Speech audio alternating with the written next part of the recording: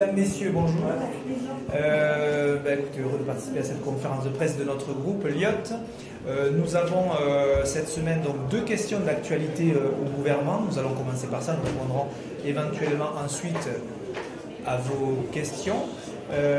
La première question qui sera posée au gouvernement aujourd'hui, en première position, elle sera posée par Christophe Nejlen et elle traite notamment de la situation très difficile que rencontre une entreprise dans son département, les Vosges, et Christophe va nous en dire un peu plus immédiatement. Merci Laurent, bonjour à toutes et à tous. Très rapidement, en fait, c'est une double question, et sur la souveraineté industrielle de la France, et en même temps sur les problématiques de ruralité et d'industrialisation, d'industrie dans notre ruralité.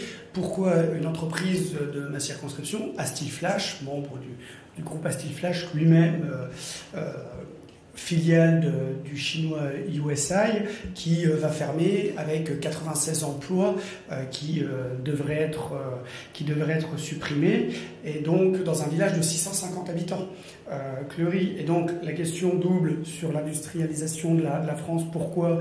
Parce que cette entreprise-là, elle a ouvert une entreprise en Tunisie il y a peu, une entreprise en Pologne, elle a des contrats d'État parce qu'elle travaille pour la défense pour partie, elle travaille pour Thales et en même temps pour les radars de la police, et donc on ferme une entreprise de ce groupe-là alors que l'État en est l'un des clients. Et encore une fois, il y aura un comité interministériel qui sera dans les Vosges autour du Premier ministre vendredi. Moi, je vais les interpeller et voir si le Premier ministre ou à minima l'un des ministres concernés pourrait se rendre sur site, non seulement pour soutenir les salariés, mais aussi parce que le gouvernement aujourd'hui a toutes les cartes en main pour faire revenir le groupe USI et le groupe Astil-Flash sur cette décision. Merci Christophe. La deuxième question que nous poserons demain au gouvernement, qui est en 9e ou 8e position, je ne sais plus exactement, elle sera posée par Paul Molac, qui traite de la question agricole et en particulier la question de l'agriculture biologique. Mais je vais laisser Paul vous en dire plus.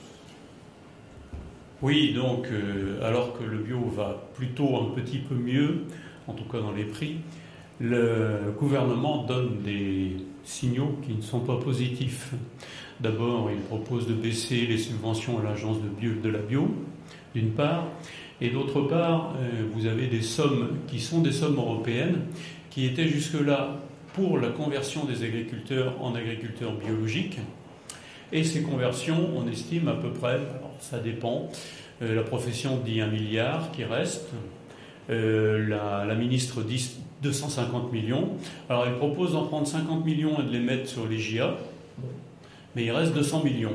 Qu'est-ce qu'elle en fait? Elle les redonne à l'Europe? Donc ma question, c'est vraiment pour l'interroger là-dessus, en lui disant qu'effectivement il faut qu'elle continue à soutenir le bio, que c'est bon pour tout le monde, et que c'est bon pour la planète, c'est bon pour l'agriculture globalement. Et alors il y a plein de choses qu'on peut faire avec, puisqu'il y a les mesures agro-environnementales et climatiques, par exemple, dont on craint qu'elles ne soient pas suffisamment financées aujourd'hui. J'ai des échos qui viennent et qui ne sont pas très positifs.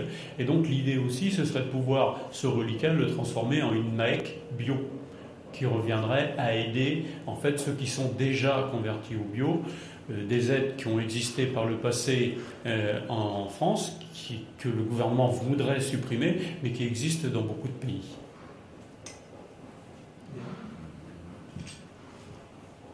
Est-ce que vous avez des questions sur ces sujets en particulier ou d'autres?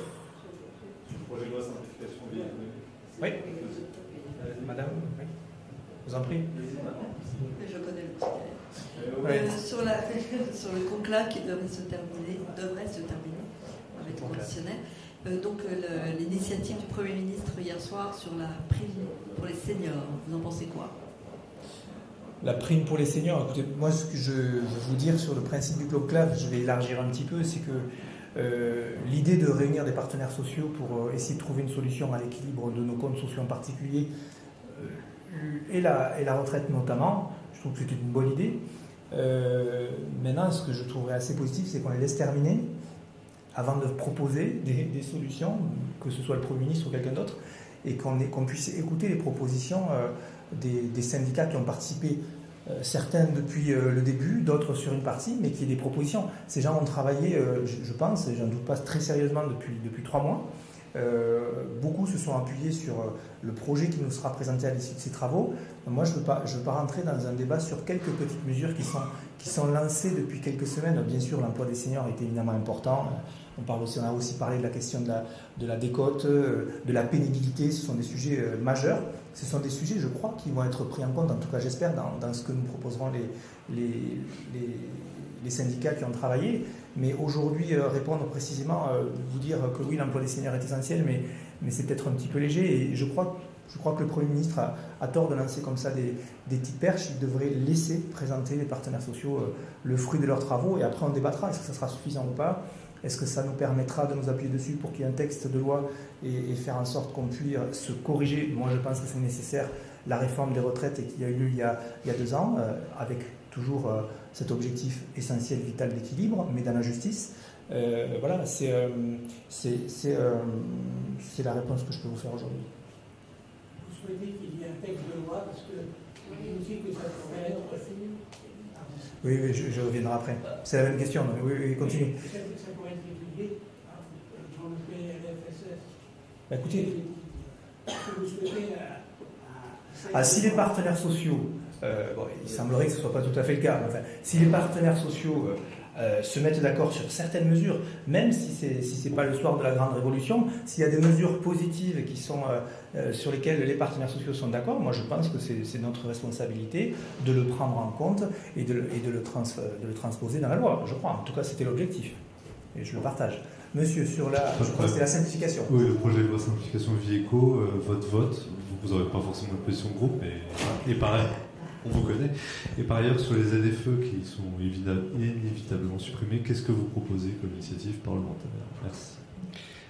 2 points, je vais juste revenir, mais juste 30 secondes, des 2 choses qui transpirent sur le conclave et qui vont plutôt dans le sens qu'on défend depuis 2 ans, qui est la pénibilité et les seniors. C'est encore une fois Laurent qui connaît parfaitement le texte, c'était 2 choses qu'on a défendues, donc ça va plutôt dans le bon sens. Sur le texte simplification, bien entendu notre groupe est partagé avec pour l'instant une majorité de votes pour, ce qui a été vu en réunion de groupe ce matin. Je crois que sur les 11 qui étaient présents, c'était 7 pour, 2 abstentions, 2 contre, donc plutôt majoritairement pour.